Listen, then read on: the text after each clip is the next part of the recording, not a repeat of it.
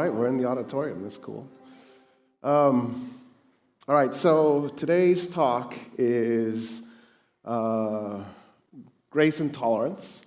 And it's actually meant to be a series, but a really short one. Because, well, actually, as this year has sort of unfolded, I realized there was a theme. When Salman and I were talking about this and the other people that were involved, I don't think we knew there was a theme, but there is. I figured it out. It's, what does great leadership look like? Now, obviously, it's just a snapshot, and it was kind of random, and it wasn't put together with enough intention to get like this comprehensive examination of great leadership. But it's a shot at understanding at least some examples of it. And I wanted to do a talk on what it looks like when there's a really terrible situation, a violent situation, and then the response is forgiveness and kindness and mercy. And so that's actually what this series is supposed to be about. It'll be short because most of the leadership in the human experience has been awful, just terrible. It's easy to say when you live in a place that has fantastic leadership like the UAE, right? Because, well, we're lucky. But that's not the history of humanity. We're a species that's really complicated in part because we are capable of extraordinary things, and at the same time, we're really dumb.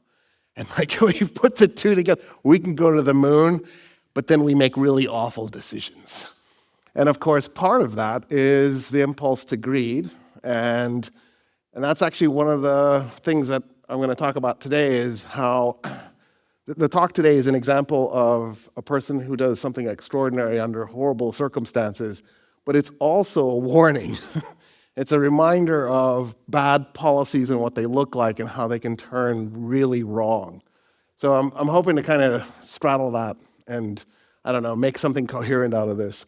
So the person I want to talk about is a man named Toussaint Louverture. He was a rebel. He was a governor. He was a general for Haiti. I'm going to probably mess it up and say it different ways each time. Haiti in English. The original population of the island called the island Haiti. Today, the people living there say Haiti. It's the third place Columbus went to in his first voyage. He went to the island. It was populated by Native Americans called Taino. They were a type of Arawak Indian. And then he goes back to Spain. He wrote a letter to the Queen because he knew it was going to take him a little bit of time to get to her before, for the debrief purpose. And he said, "The Taino are the kindest, gentlest, most hospitable people I've ever met in my life. A few men with swords could make slaves of them all." And so for those of you who are confused, was Columbus an explorer? No. He was a conquistador. Don't be confused. There's no confusion here. He came back the next year, 1493, and he established the first permanent European outpost in the Americas. And that triggers, right, one of the greatest genocides in human history.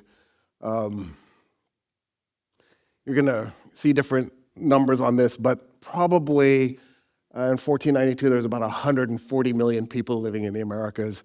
So this sort of ridiculous notion that there was two empty continents and we got really lucky is truthfully the exact opposite of what happened. There were two totally occupied continents, and then Europeans proceeded to genocide them.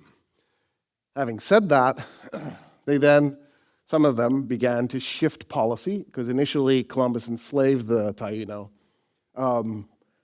I keep hearing the Taino are gone. They're not gone. There's still a community of Taino left, but they were nearly wiped out. 90+% were destroyed. And as the Europeans were crushing the native populations through slavery, they then began to shift to African slavery. So Columbus renamed the island Haiti. He renamed it Hispaniola, right? Because he's like Adam in the Garden of Eden. He can just rename things. And And then when the Spanish kind of reconsider how they're going to run the island, they rename it Santo Domingo. And then the French come along, and they took an island just north of, it's part of Haiti today, it's just north of the island called Tortuga, and they were actually using it as like a brigand outpost. And they were doing piracy and lots of illegal activities, but then as time went by, they sort of normalized their activities, and eventually they talked the Spanish into giving them the western edge of the island, the western 25% of it, really just the coastline. And then they called it Saint-Domingue, St. Dominic, Santo Domingo, Saint-Domingue. Interestingly enough, today on that island, it's still called Hispaniola. Columbus's name was revived, and so he won in the end. But the western end is the Republic of Haiti, so Haiti survived. And on the eastern end is the Dominican Republic, as in Santo Domingo, so all three names are still there in some way. So the reason why this story ends up being an important story, I can tell some of you are like really tense, like where is this going, is because the colony became fabulously wealthy. By 1780, Saint-Domingue was the wealthiest colony that the Europeans had, in terms of, not in terms of GDP size, but in terms of profit. The profitability from the colony was through the roof, even though it's this really tiny colony. And the way they did it, of course, was through slavery and the production of products like coffee and sugar. And to do this talk right, what I really need to do is have two preliminary talks, one about the French Revolution and one about slavery. This isn't the forum to do the slavery one, mostly because the Museum of the Future has such an optimistic view of the future. I don't. I have a very negative view of the future. I think this is going to end very awful for all of us. But I like being here because it helps get me out of that space. And I feel like I get more dopamine when I'm here than when I'm actually thinking about what I think is going to happen. So I want to keep it that way. But I have to say, probably whatever you think happened in modern slavery, so slavery since 1492, it's probably about 1,000 times worse than what's in your head. It was one of the most cruel institutions ever devised by humanity. It's not the same as ancient and medieval slavery. Ancient and medieval slavery, the goal there was to own a person who would then take up some of the mundane tasks in life, right? The goal was to just sort of, I'll have somebody cook and clean for me. I'll have somebody do the labor that I want to be freed from. Modern slavery was capitalism set ablaze, where my goal is to extract as much labor as I can from this person to the point where their death means nothing to me. I'll just buy another slave to replace them. And it was a system of deliberate terrorism and cruelty. So we actually need two words. Like we have a word hill and then we have a word mountain. We really need two words for slavery, one for medieval and ancient slavery, and then one for what we did in the modern period. Having said that, Saint-Domingue, by the 1780s, ended up with a population of about 500,000 slaves and about 40,000 mixed race people, and then about 30,000 whites. I'm going to use the term mixed race because I just don't want to run into the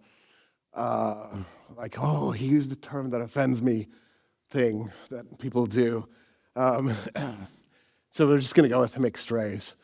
That population actually had multiple classes, so I want to talk about the classes real quick because it's complicated, but it's a little bit necessary so you have a little bit of sense of what's going on. So there were free blacks on the island. There were probably 10,000 people were free blacks. Those free blacks, as a general rule, tended to be well off.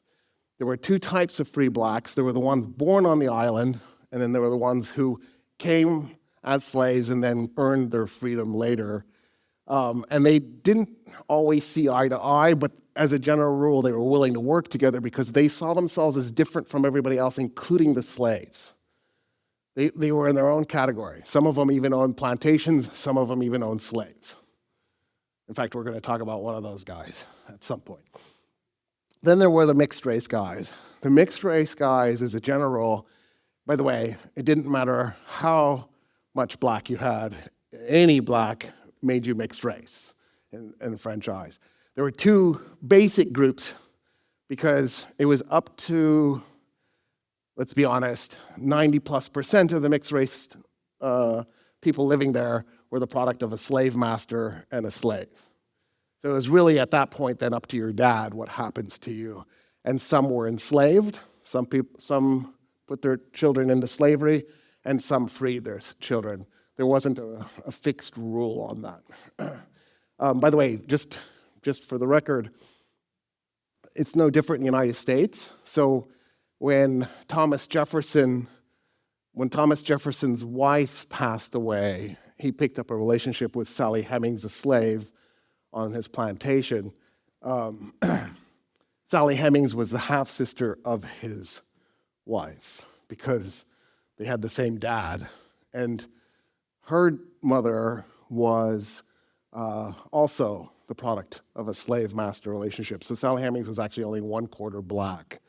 And so Thomas Jefferson's children were 1/8 black, which, right, they probably didn't present as black. They probably presented as white. In other words, if you walked onto the plantation, you would have seen folk that looked white, but were slaves and were, in fact, Thomas Jefferson's own children. How weird is that? What the heck is that? I just can't push some of this through. Like, racism is really a powerful force. It motivates the weirdest stuff in people. I'm always bewildered and baffled by it. It's profound, and everybody has it. Because I know some of you are in here are thinking, oh, I'm not a racist. Nope, sorry, that's not how this works. Everyone has it, and it's in part because of the way we've done implicit bias. So it's built into us. I don't care if you're brown, white, or black. It's built into us to see white supremacy everywhere. And as a result, there's aspiring to whiteness, and there's sort of this implicit bias thing that we do when we interact with white people. As a white person, I get white privilege all the time, and I notice it, and sometimes I use it to my advantage. My wife will on occasion go, Roy, I need you to white man this, and I will jump in there, and I will manipulate the situation in a really gross, obscene way, and feel bad later. It's terrible, but that's the reality of the world we live in. And you should try it sometime. Get nursing shoe polish, right? Nursing shoes are white, and lather up and walk out into the public and check it out. It's amazing. It really is skin color. It's bewildering, but clearly it's also not, because here are these people who don't present. So it's complicated. All right. So then there's the whites, and they're basically split up into two groups. The mixed race, I almost used the term that I know I'll get hell for online. That's my preferred term, but anyway. The mixed race guys, as a general rule, tended to be quite wealthy. They owned plantations. They frequently owned slaves. Many of them had gone to school in France and had French educations. So they represent a wealthy, strange kind of category on the island. And then there's the whites.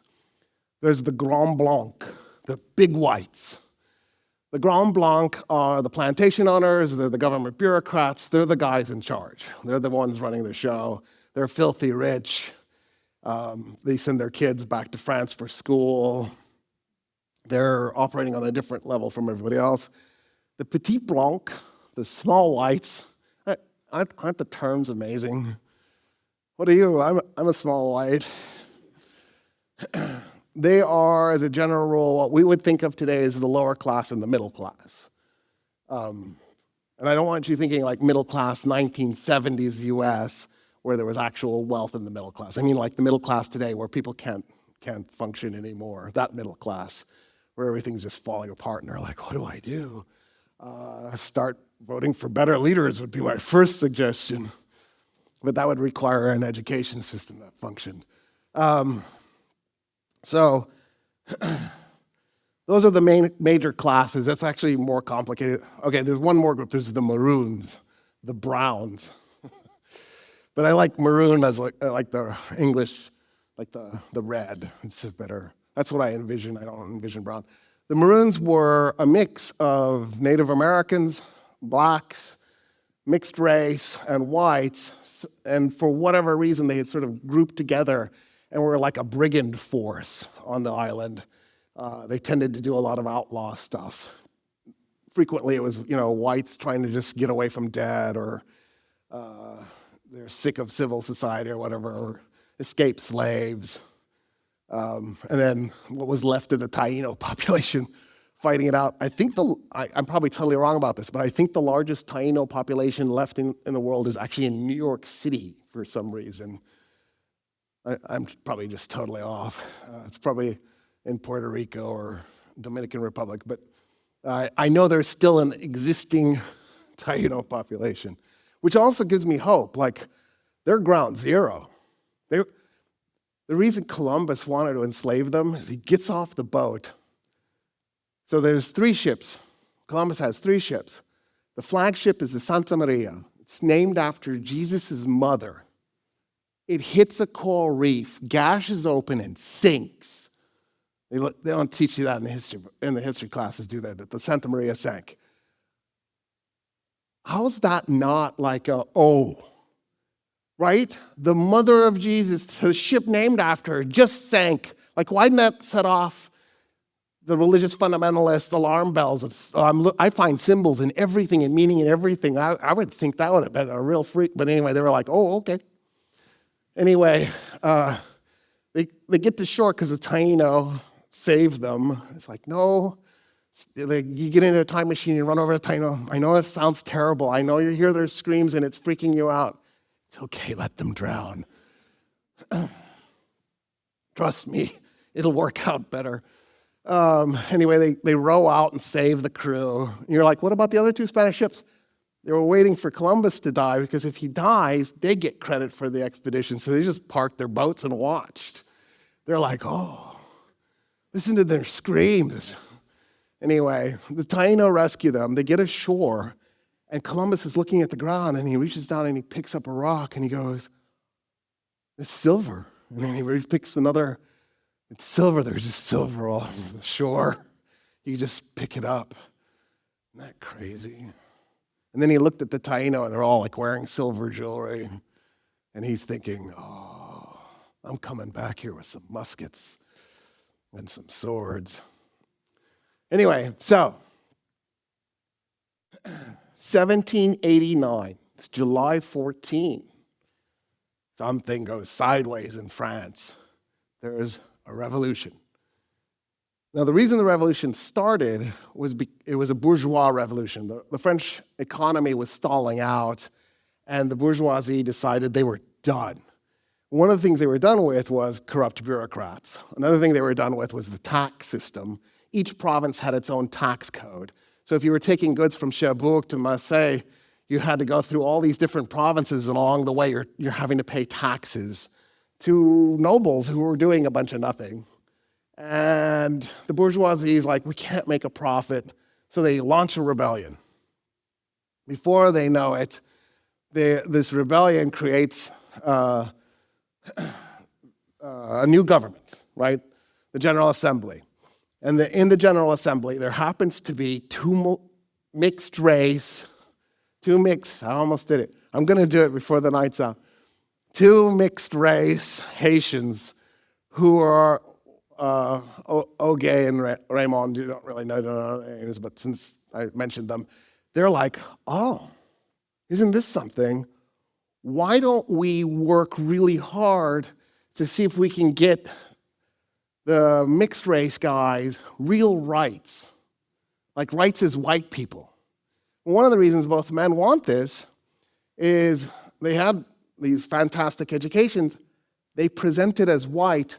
They were like 1/8 black, 1/16 black, And so in their minds, they don't understand why they're being discriminated against just because they have this one black ancestor. And so they get in there and they start rallying for this.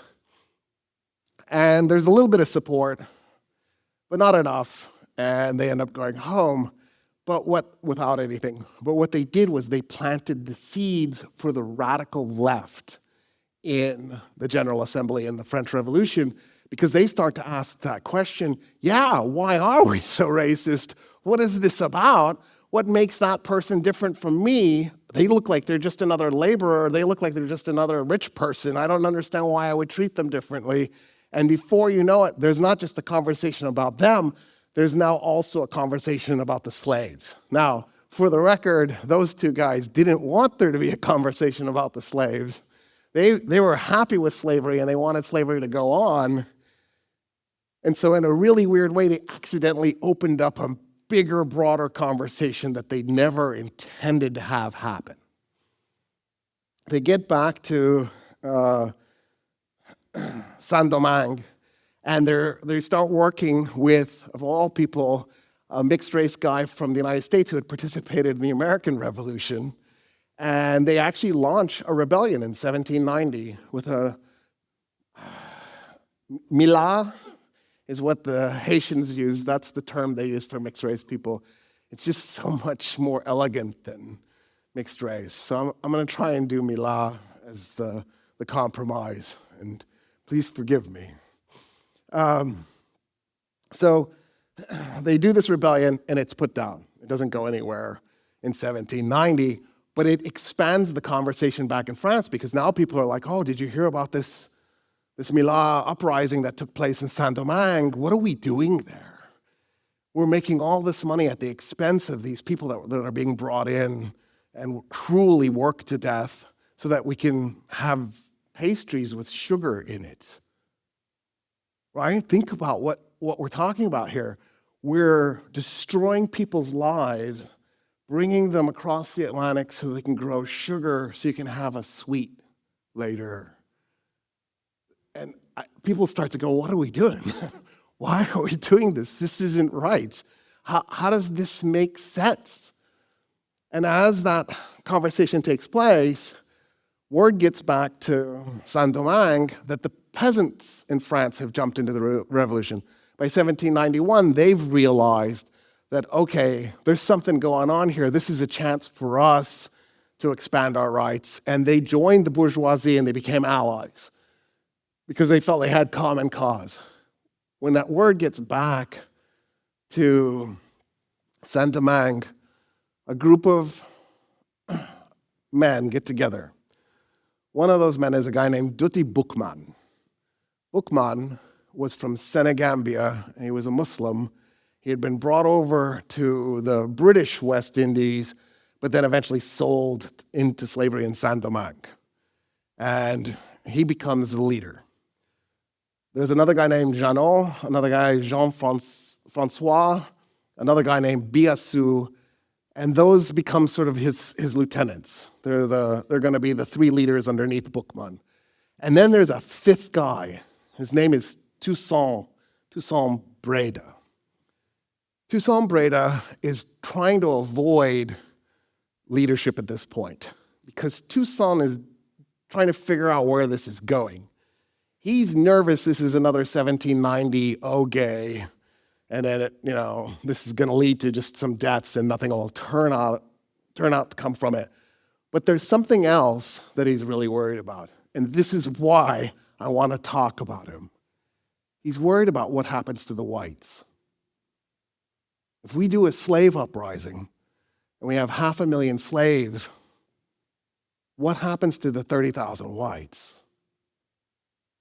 That's, to me, an extraordinary moment. So we need to talk about Toussaint's life just a little bit. His parents were brought over from West Africa. They were enslaved. When he was born, he actually didn't learn French initially. He learned Fon, and then he learned Creole, and then he started to learn French.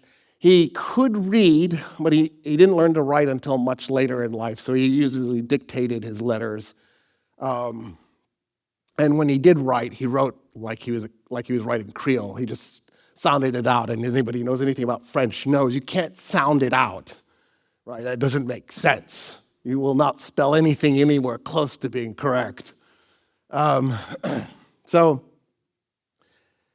he said in 1796, which is quite a few years later, right? We're talking about 1791. So in 1796, 5 years later, he said, I had been free, he's telling another person this, for more than 20 years.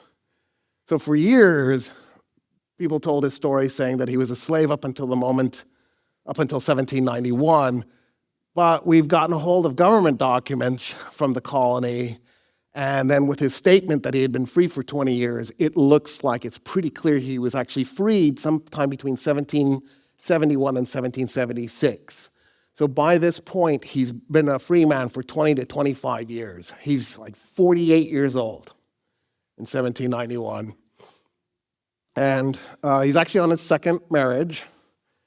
His first marriage ended because he ended up financially ruined. So what Toussaint did when he got his freedom was he actually went and rented a plantation and then went and bought slaves. Not interesting. And put them on the plantation and began working them. The slaves he bought included his wife and her family members, his family members, because this was a way to free them, right? If he buys them and puts them on the plantation, he can just treat them like human beings. They'll work for him, so he'll get labor from them. But now it's like a commune, right? He's not really the master anymore. He is legally, but he's treating them like human beings, and they're working together in a cooperative. And he'll end up with a guy named Dessalines. Anybody who knows anything about Haitian history will go, oh, that guy. And there's another guy named Christophe. He ends up with these really big names that are going to really matter later on. And he owns them. He's their master, but he's trying to work the system. And at some point, his plantation falls apart financially, and his wife leaves him. I think he had 3 kids from her.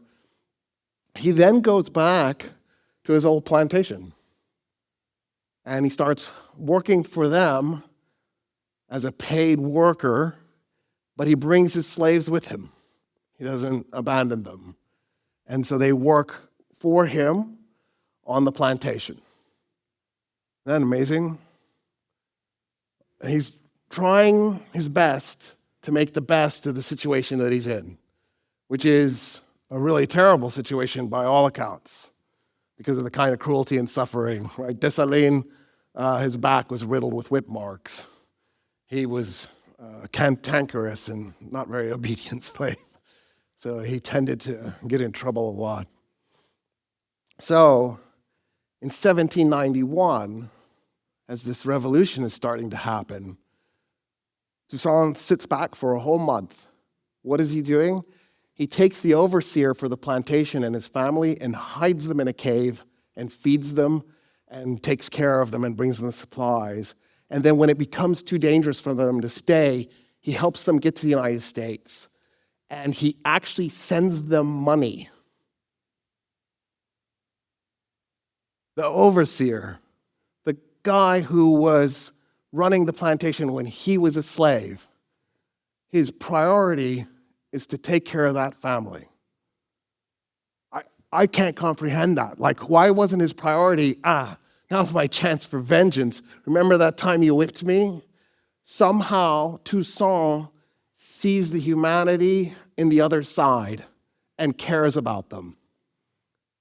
So, as the revolution is going on, one of the 4 leaders, Jeannot, turns out to be really cruel. He's doing the vengeance.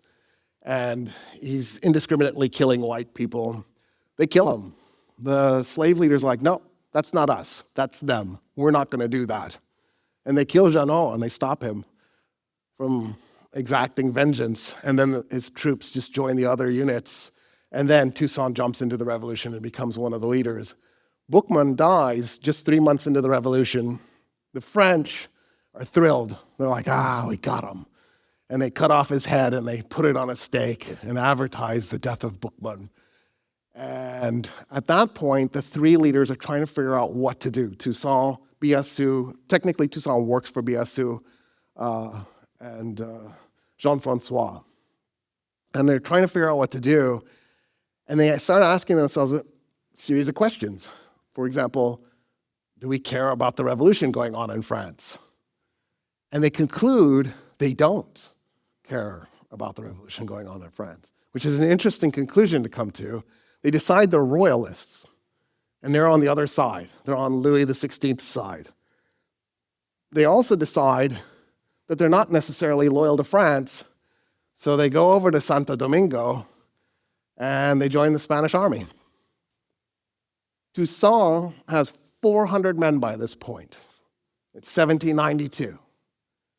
And it's all three races, mixed race, whites, and blacks working for him. He's got free blacks. He himself was a free black. He has former slaves. Same with the mulattoes. Oh, I said it. I knew I would. Anyway, whatever. You can give me your hate later. Same for the Mila. That's what I meant to say. And then, of course, there's whites who are fighting for him, which is extraordinary because it means that the whites who have now jumped in and are fighting for him are also seeing something in Toussaint that's different, because he's somehow not letting this turn into a race war.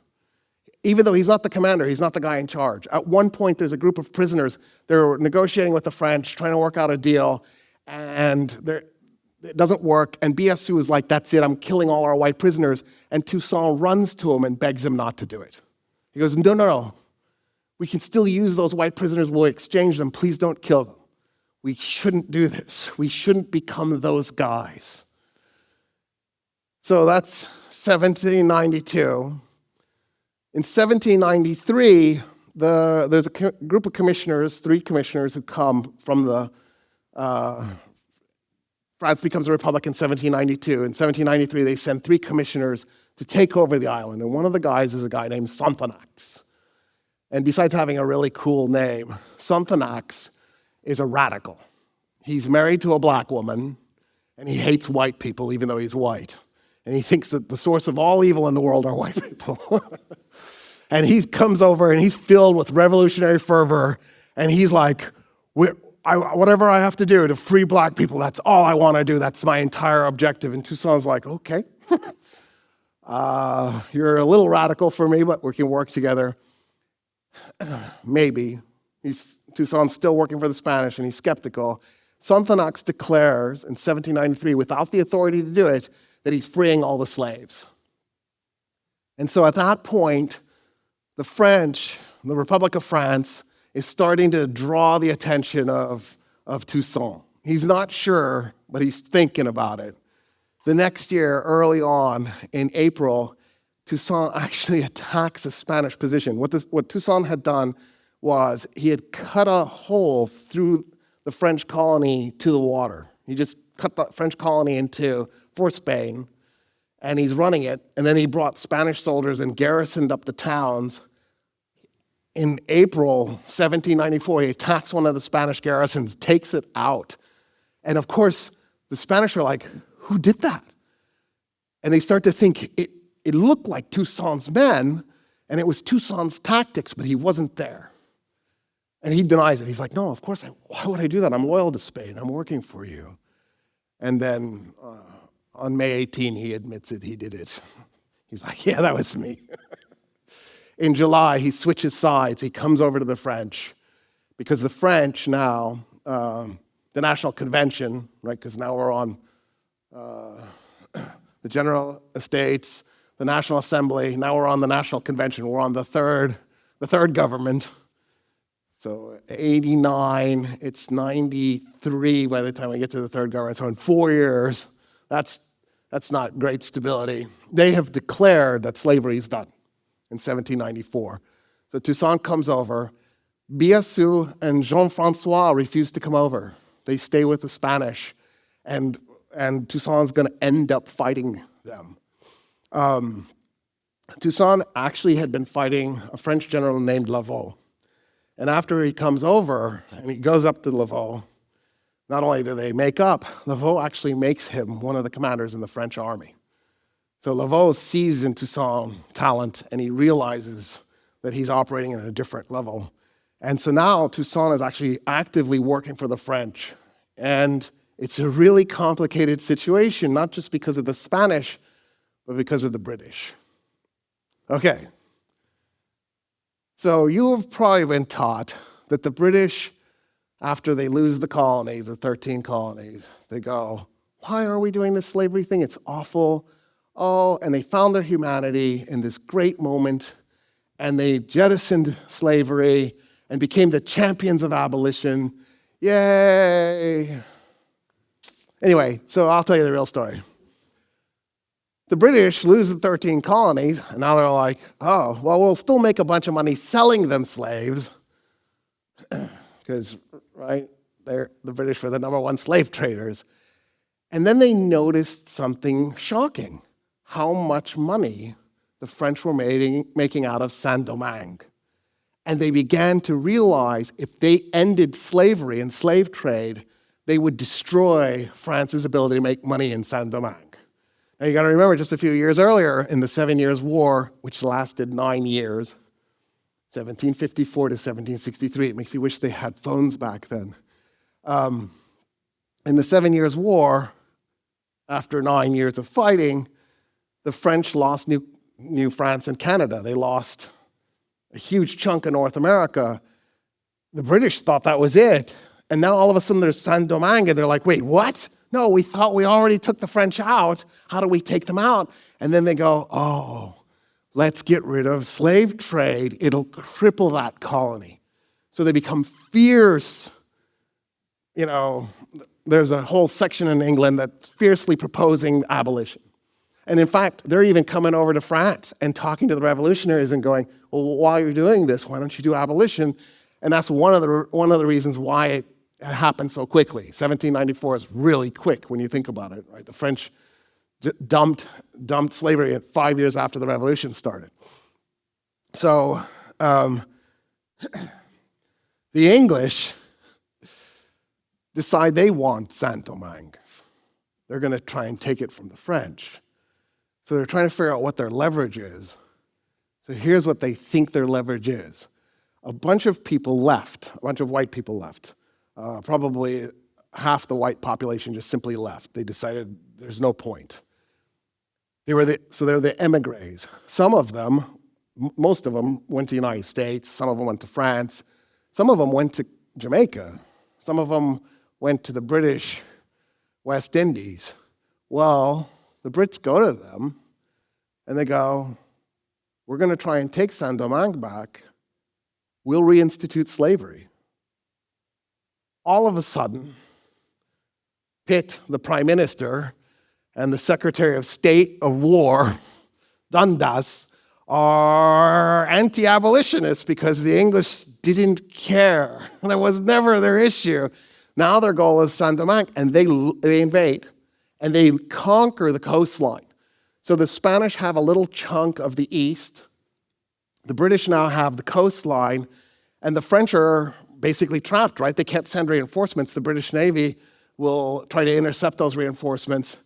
And Toussaint is now fighting for the French, fighting for Laveau, and he's slowly creating stability. He's slowly defeating British outposts. He's driving the Spanish out. Finally, in 1795, the Spanish quit, and a peace treaty is signed with them. The British aren't interested in giving up, not yet. They keep working on it and struggling. And by 1798, it becomes clear that they're not going to win the island.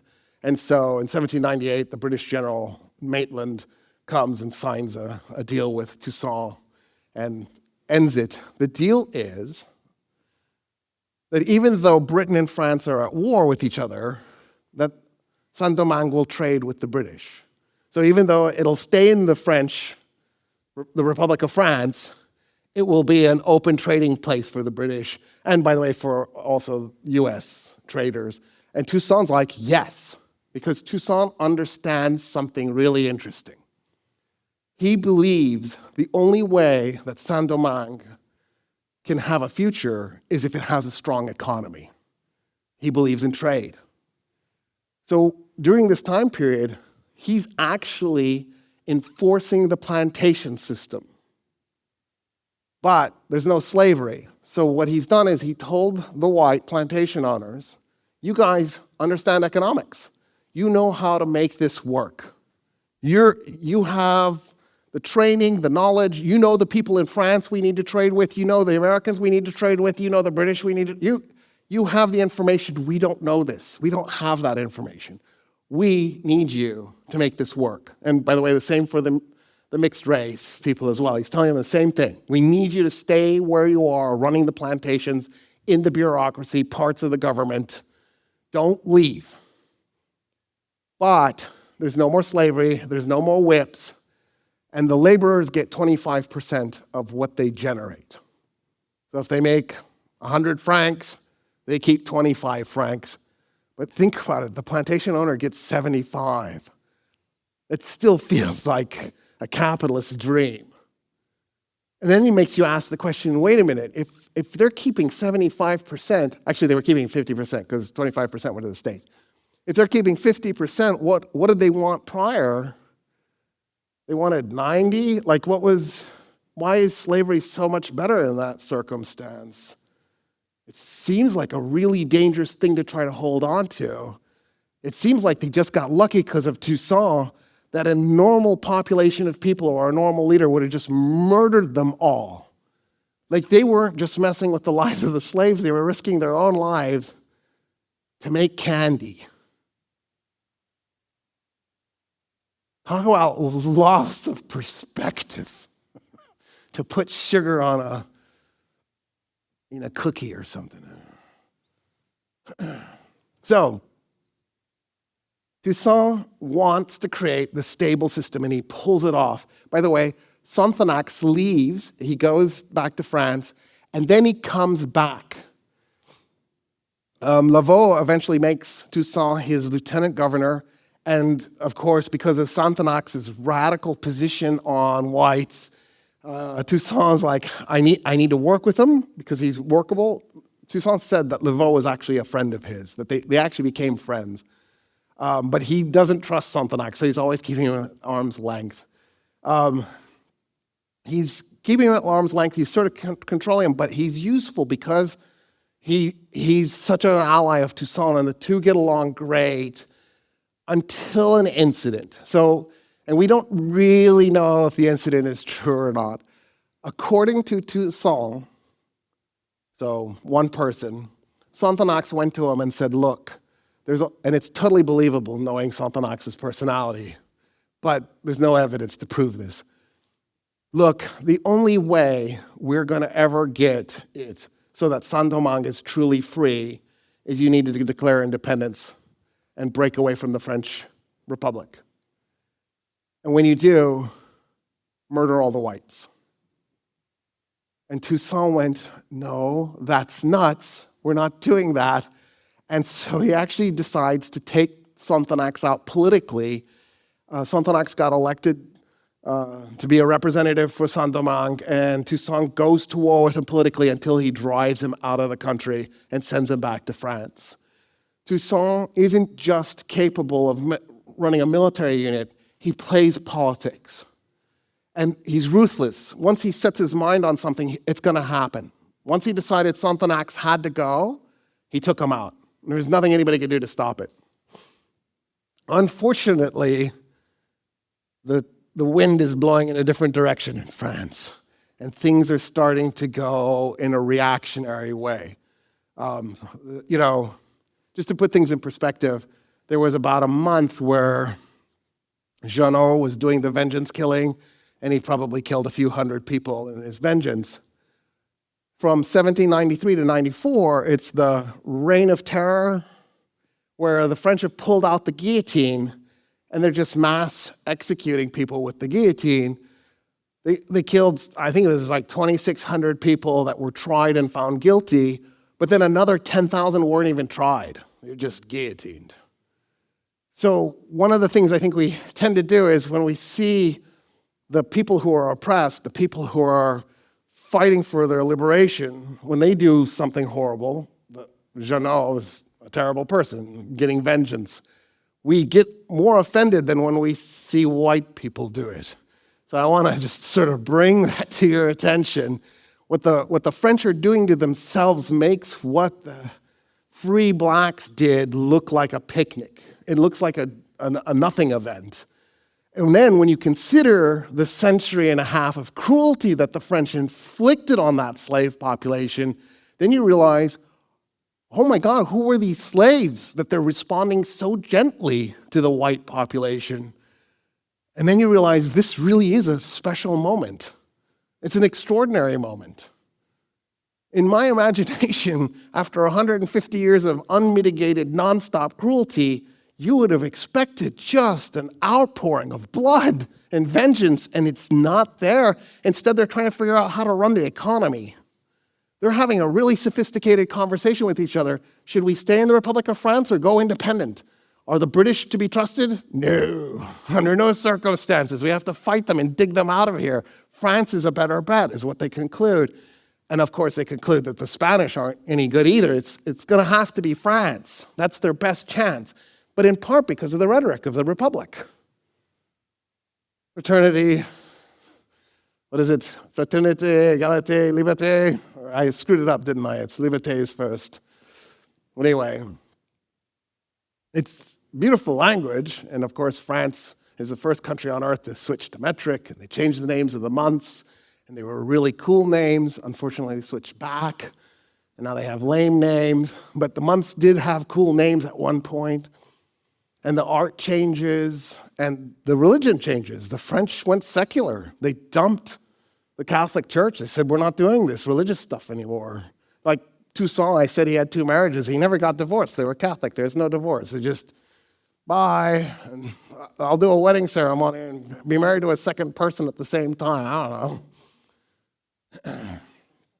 Anyway, so 1799 rolls along. At that point, Napoleon Bonaparte, the Italian from Corsica, has secured his position in the French Republic. And I don't know about y'all, but I'm not his biggest fan ever. I get that there's something really attractive about a narcissist who goes on a rampage. His rampage lasted 17 years. And, there's also something remarkable about a guy who does own Madrid and owns Moscow at the same time, and pretty much everything in between. Like, that's not nothing. But having said that, the Russians then burnt Moscow, and he got 5% of his army back. 95% was destroyed. And then he went to the French people and said, can I have another? And they went, sure. And they gave him a new army, and he continued to rampage. And then he gets sent to Elba. And then he escapes because they send him with 2,000 of his best men, and they capture a ship and go back to France, and he rampages for another year. And then they send him to St. Helena to die. And they did poison him. His body has been exhumed. He said over and over again, I know the British are poisoning me. I know they're poisoning me. Please stop poisoning me. I can't do anything. I'm in St. Helena. And they killed him slowly through poisoning anyway. That guy in 1799 declares there will be special laws for Saint-Domingue. Special laws. Of course, nobody knows what those special laws are. Every black person heard, slavery's coming back. That's what they heard. Special law? What is that? He's going to bring slavery back. The commissioner that comes is a guy named Edouville. Edouville his goal is to bring slavery back. End of story. Napoleon is writing Edouville orders. The orders are to mass arrest the entire leadership of the Black Army. So Toussaint, Dessalines, Christophe, Moïse, the whole top of the army is to be mass arrested and sent to France, where they will be put in a prison and slowly killed in the prison. That's his goal. Eideville realizes there's a break inside Saint-Domingue. There's a weak point. And the weak point was, so in the north, there was a mixed race guy, I stopped it, named Villette.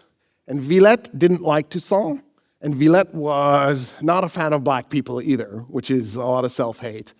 And so he wasn't sure he wanted to support this, slave emancipation. And he controlled the north. Toussaint didn't like him. There was another guy named Rigaud, who was also mixed race, but he and Toussaint got along great, and Rigaud didn't have those racist feelings. And so Toussaint had actually leveraged Rigaud into that position, and they took Villette out. But Eideville realizes that that's actually the weak spot for Saint-Domingue. It's the relationship between the black population and the mixed race population. So he starts working it. And he's playing this tough political game, and eventually he peels Rigaud off of the revolution, and it creates an event called the War in the South, or the Civil War. And Toussaint ends up having to fight this guy and fight his army. He defeats him, and he unifies Saint-Domingue in that moment. So think about that point where they finally unified Saint-Domingue. There's not two leaders, a mixed race and a black. There's just one leader now. He's the governor. So he starts the revolution fighting the French or the Spanish. He then defeats the Spanish. He then defeats the British. He then fights the Civil War. And he's won every step of the way. And every step of the way, on the other end, he shows mercy. Biassou and Jean-Francois, who stayed with the Spanish, when the Spanish surrender, they've lost their commissions, they moved to Florida. The soldiers that were fighting for him go to Toussaint, and they're like, what do we do? And he goes, you join me. And he brings them on board, officers and soldiers alike. He forgives all of them instantly. There's no punishment. There's no purging of the ranks. He just goes, yeah, everything's forgiven. His overseer, his name was Libertad, who ends up in the United States, he tells him, come back. The French government had said, if you're white and you left Saint-Domingue, you're a traitor. Don't come back. And it actually pits Toussaint off against Sonthonax, because Sonthonax discovers that Toussaint's trying to bring this emigre back. He's like, no, he's a traitor. And it's probably one of the reasons Toussaint took him out, because he wants those guys back, because he forgives everybody. He's like a habitual forgiver. He doesn't care what you did in the past. It's gone. Now is the time to build the future. That's his attitude. That's all he thinks about is, where is Saint-Domingue going to be in a few years? That's all he thinks about. So, Napoleon announces he's going to give Saint-Domingue a new constitution. It's 1801. Toussaint goes, oh, that ain't good. Okay. So he brings his leadership together, and he creates a commission of 6 guys, and he says, write a constitution. And they go, okay. And then he dictates it to them. Oh, let me tell you what the first line is going to be. Oh, and the second, and the third. And when he's done, he's created a monarchy. He creates a constitution that will have one leader who has absolute power, and it will be hereditary. Well, it doesn't have to be. He gets to pick his successor. And the commission is actually really freaked out at the end. They're like, wait a minute. How is this still a French colony? Where's the French officials who are going to be part of your government? And he goes, they will be here to advise me. And they're like, no, the French will never accept this. They want you to be the governor. They'll want to have 3 commissioners, like Eideville and Sonthonax and Room and Lavaux, these guys. And he's like, yeah, they'll be here and they'll give me advice. And I will listen to it, because I listen to everybody. And so then at that point, there is a white general who was working for Toussaint, loved Toussaint. His name is Vincent. And he tells Vincent, what I want you to do is I want you to take this constitution to France and pitch it to the French and show them what an amazing constitution this is. I want you to really sell it. And Vincent's like, I can't sell this thing. He goes, you're my man. You're going to do this. Go. And he said, I promise I won't implement the constitution until the French government says yes. And while Vincent is heading to the port, he implements the constitution. Vincent gets to the port and discovers the constitution's been implemented. He's furious, but he's loyal and he loves Toussaint. He gets on the ship and he goes to France and he presents it to Napoleon. Napoleon's furious and ironically sends him to the island of Elba to punish him, which will then happen to Napoleon 13 years later. Vincent gets off the island, goes back to Saint-Domingue, and tells Toussaint it wasn't well received. I was literally imprisoned because of you. And Toussaint's like, it's all right. Hugs him, and they carry on. And then word reaches Toussaint that Napoleon is sending an army. So, up until now, I think I've painted a portrait of a guy who's pretty amazing. Like, I think one of the most brilliant leaders the world has ever seen. His relentless, nonstop mercy and forgiveness is in a category that he deserves some kind of award. But he's about to make a catastrophic mistake. Instead, he has been preparing the island to defend it. In fact, here's what he does. In 1801, he asked Napoleon for permission to invade Saint-Domingue, the Spanish three-quarters of the island, because, it'll make France more powerful. And Napoleon goes, absolutely not. Because if he owns the whole island, it makes it that much harder for Napoleon to send an army to conquer it. So then Toussaint goes to the commissioner room and he says, I'm going to invade Santo Domingo. You need to just figure out how to make it make sense with the French Republic because it's happening. And Room's like, please don't do this. I'm begging you. This is nonsense. You're just going to make Napoleon mad. And Toussaint's like, no, I've already made up my mind. You saw the Constitution, right? I'm an absolute monarch. This is already happening. This is a done deal. I just need you to make it right. And so Room's like, oh, okay. And he packs up and he gets on a ship and he heads to France. And when he gets to France, after trying so hard to convince Toussaint that this was an awful idea, he spends his whole time trying to convince the French this was a genius idea.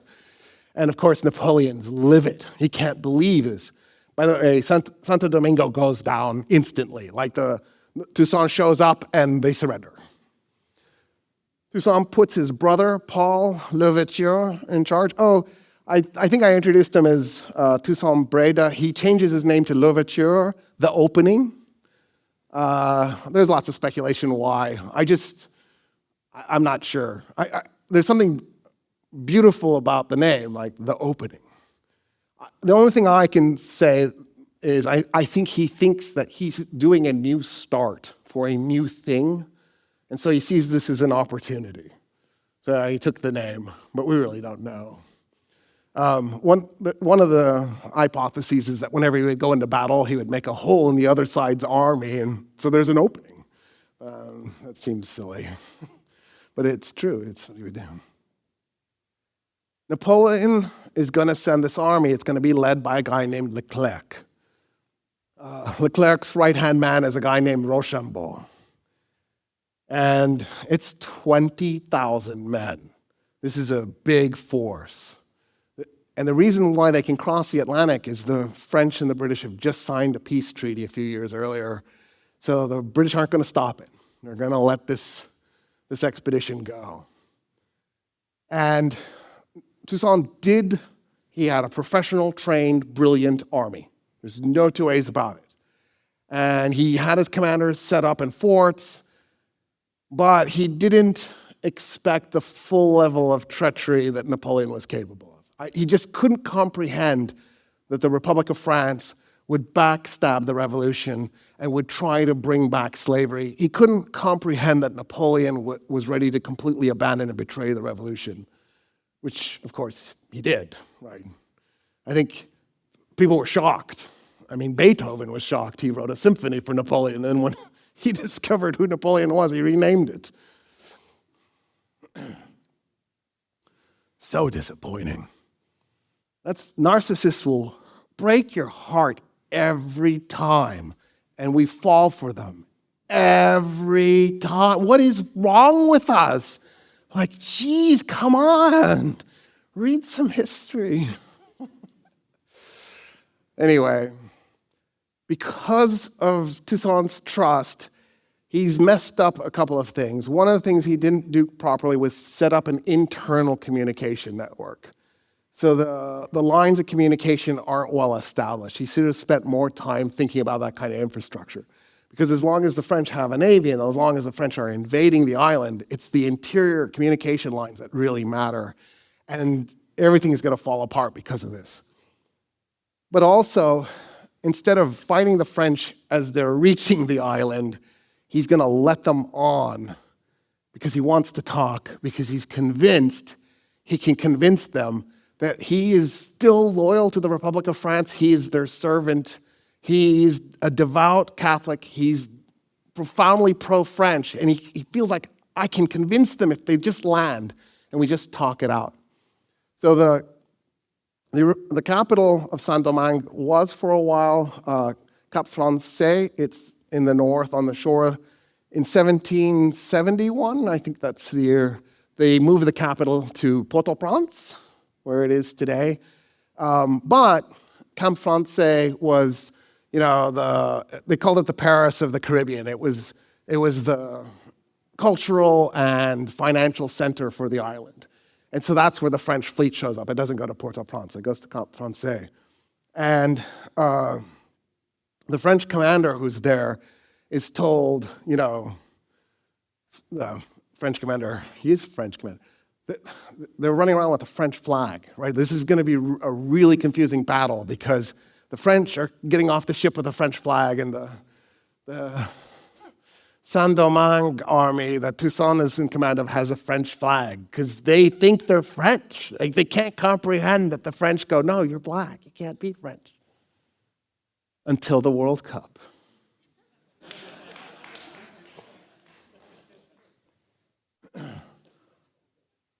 Every World Cup, I root for the African teams. Morocco, South Africa, Nigeria, Cameroon, France. Every World Cup, Pan-African team, France. They're amazing. They're amazing. See, it's good to be an empire, because even after your empire is gone, you'll have a decent football team. So, Leclerc shows up at Cap Français, the Toussaint's general on the field. He's been given orders to hold on to Cap Français if they try to take it. And then if you can't take it, set it on fire and run away. And as they're trying to figure that out, they're negotiating, they're talking back and forth, Rochambeau attacks another town just down the road and lands, and the word gets to Maurepas, the Toussaint's general, and he sets Cap Français on fire and takes off. And so the fight is on. So I don't want to turn this into a big battle strategy war event, but I want to do one battle, because just to give you kind of a sense of the desperation of it all. So in the middle, in the west, so it's weird to think of this, but the way Haiti is it's got like a peninsula on the north and then a really long peninsula in the south, and then there's the area in between. And actually the island has, I think it's 5 mountain ranges. And they basically go east to west. The long peninsula in the south is actually a giant mountain range. So it's a really strange terrain to fight in because there's always the mountains to run into. If you get in trouble, running into the mountains. And obviously that's going to help the people who are locals because they're going to know the mountains, and then the people showing up aren't going to know the mountains. And so The interior is the safe place for Toussaint and his men in this situation. But anyway, so they're in the west, and there's a fort that Dessalines set up. It's Crête-à-Pierrot. And at Crête-à-Pierrot, 12,000 French soldiers show up. There's 1,200 Haitians. I'm just going to call them Haitians because I don't have a better term for them, who are going to defend Crête-à-Pierrot. So they're outnumbered 10-1. And Louis Lamartinière is there with his wife, Jean-Marie, and she dressed like a Mamluk. That's what the history books tell us. For some reason, she liked Mamluk-style clothing, and she fought. She fought right next to her husband, and when she wasn't firing at the French, she was bringing weapons and supplies to the men. Whenever the French would do an attack, she would jump up onto the ramparts and she would shoot. And they do this unbelievable 3 assaults. The French would charge in at the fort, and they would get repulsed. And they would charge in again. This is the French army. This is the same army that took Moscow. You know, the city nobody ever takes. And it's true, the Russians still won, but they did lose Moscow first. You know how you're not supposed to attack Russia because you can't capture Moscow? Well, Napoleon did with these troops. They're possibly the best army on earth, man for man, and they can't capture this thing. Dessalines escapes the fort because he's trying to create a raiding force outside to attack the French from the other side and bring in reinforcements. And they're fighting tooth and nail, like it's brutal, savage fighting. After 3 assaults, Dessalines pulls off his ring, sends it with a messenger who sneaks into the fort.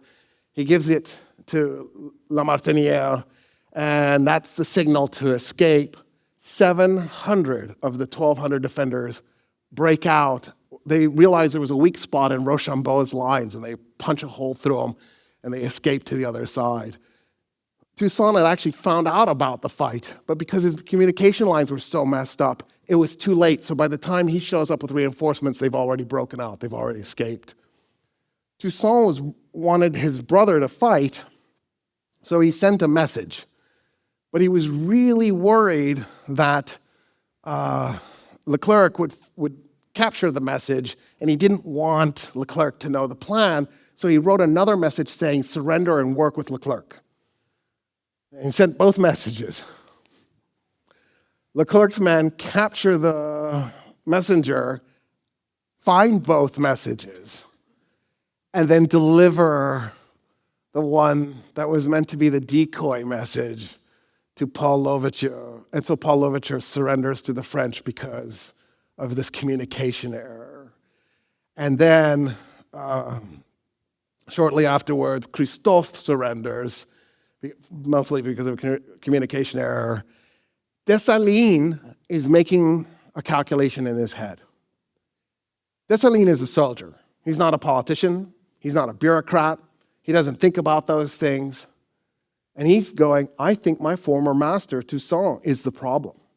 His love of white people, his desire to keep the colony going as part of France is the problem.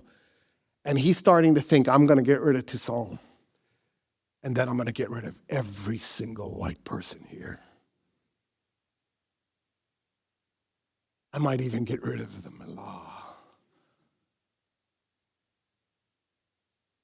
And he switches and goes over to Leclerc. Maurepas had the 9th Brigade. It was the elite crack unit, Toussaint's best men. Maurepas was this highly educated, free black. Like his family had been free for decades? Yeah, decades. And he had gotten like this highfalutin French education, and he spoke French like a native French person. Everybody thought really high of him. And all of a sudden, Maurepas realizes he's completely surrounded because all these generals have defected over to Leclerc. And so he goes, I don't know what else to do. And so he defects. And then, of course, Toussaint goes and signs. And in 1802, right as Toussaint was on the verge of defeating the French, they surrender. And this really weird, like, wait, what? moment. And Toussaint is allowed to go back to his plantation at NAE, and he's running his plantation, and the whole population is like, what are you guys doing?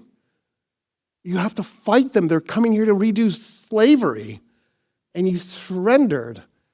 And the answer that the generals like Christophe and Moïse, and Moïse is dead.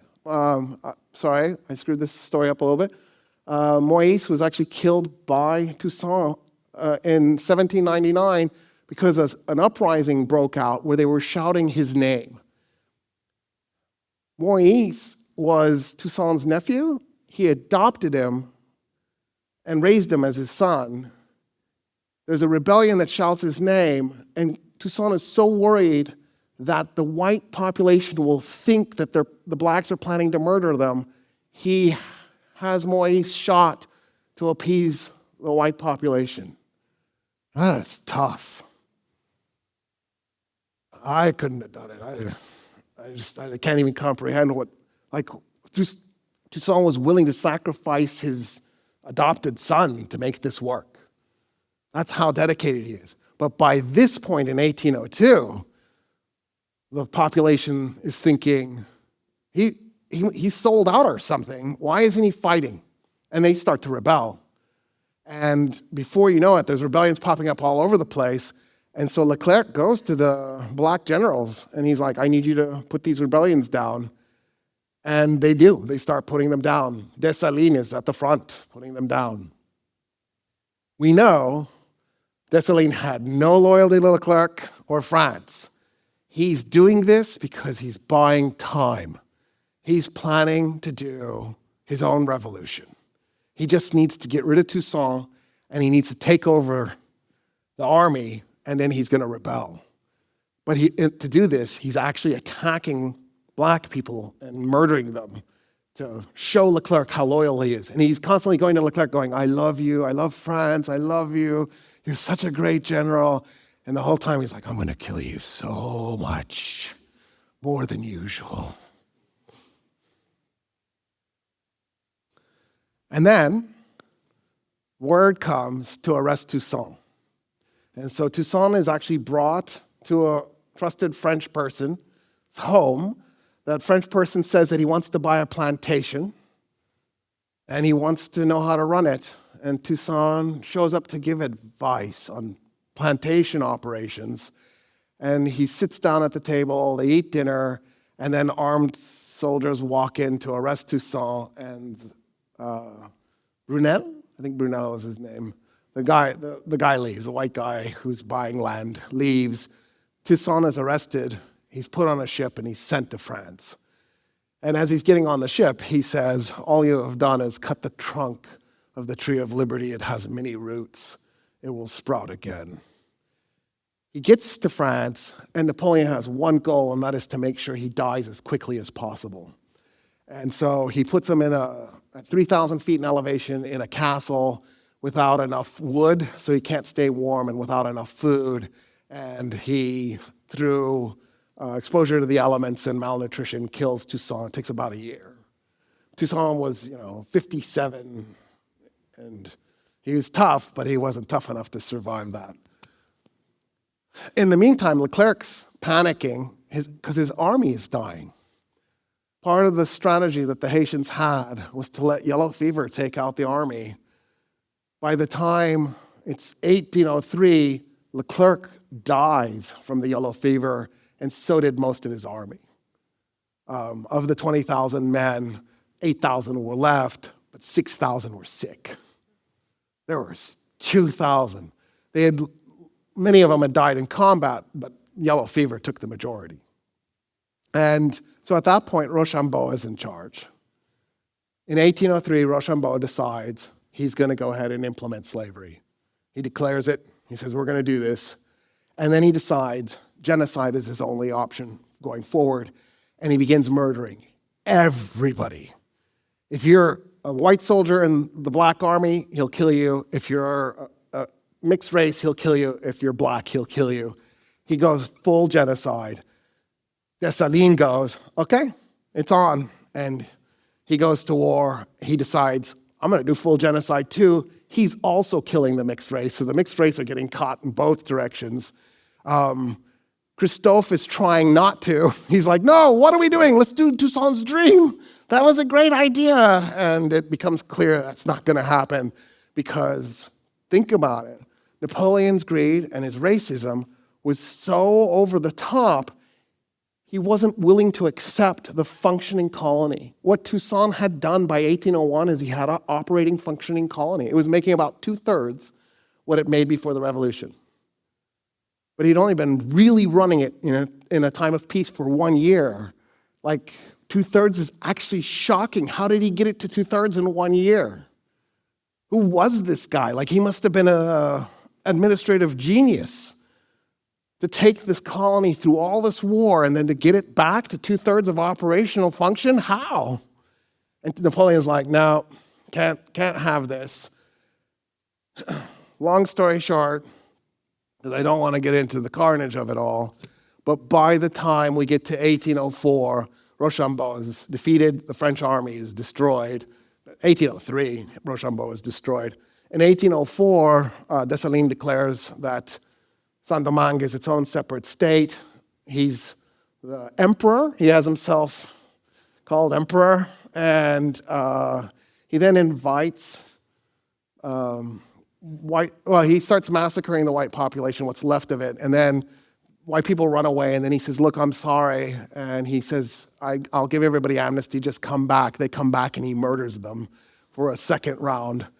And he kept some whites, like he kept the priests, he kept the guys who really understood the way to run the economy, and he just murdered everybody else.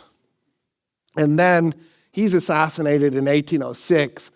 Saint-Domingue splits into two, and Christophe ends up running the north, and he creates the state of Haiti, and in the south it's the Republic of Haiti. And he will run as an absolute monarch. He will run the north until 1820. By that point, his health is failing, and he realizes that it's very unlikely that he will be able, that he thinks there's a plot to take him out. So he shoots himself and takes himself out. And then at that point, Haiti is reunited and becomes the state that it is. In 1804, when they decide to declare independence on January 1st, when Dessalines does this, they take the French flag and they pull out the white bar in the middle. And that's how they got the Haitian flag. They just got rid of the white. So that's, I think, the lesson here. It doesn't have to be everything. Compromise is a darn good thing. And what Toussaint created was really quite amazing. You would have thought greed would have been enough to motivate you to go and say, yeah, let's keep doing that. You got us back to 2/3 so quickly. What are you going to do in 10 years? You know what I mean? Like, this is the moment where you go, ideology, racism, narcissism kicked in and then destroyed this thing that could have been amazing. The loss of the white population for Haiti was a catastrophe because they really did understand how to run the economy in a way that the black population just didn't know. They just didn't have that information. And it's one of the reasons why Haiti ends up being as undeveloped as it ended up being. Another reason it ends up that way is it's seen as this beacon of fear for the white population because they think, oh my God, what if there's a slave uprising here? My thought would be, why don't you just free your slaves and there won't be? Wouldn't that be genius? And so Haiti actually ends up eventually becoming isolated. So even though the British and the Americans went out of their way to set up trade deals, later on they'll actually put a blockade on the island because they come to fear what it actually means. And so instead of Haiti becoming this brilliant thing that Toussaint had set it up to become, it ends up becoming this mark of like, oh, that's what you shouldn't have done. And it becomes an example of lost opportunity. Anyway, I hate leaving you on a dark note like that, but I think if you can remember, right, that actually this is a brilliant moment. What Toussaint built was really remarkable. His mistakes, he made plenty of them. Shooting Moïse, that was dumb. He He pardoned everybody else. Why couldn't he figure out a way to... I think he thought, if I kill my stepson, my adopted son, people will know how serious I am. Later on, he said it was the dumbest thing I ever did. I actually think it was the second dumbest. The first was trusting the French. But you know what I mean? Like, here's this crazy moment where, like so many others, he makes these mistakes, but he's always making the mistake in favor of mercy, forgiveness. He was always consistent in that way. He kept writing Napoleon letters even after he was imprisoned. Like, look what I created. I want to work for you. Why are you doing this to me? He just couldn't believe that Napoleon was that guy. Anyway, I don't know what to do. I feel like I should give you something to make you laugh or something. Get you out of the mood. But that's it. That's all I can do. I got you to laugh.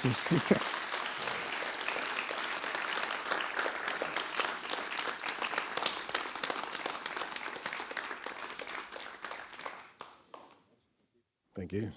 Thank you, everyone, for attending today's session, and hopefully we'll see you in the next session and the last one, which will be in December. Thank you so much.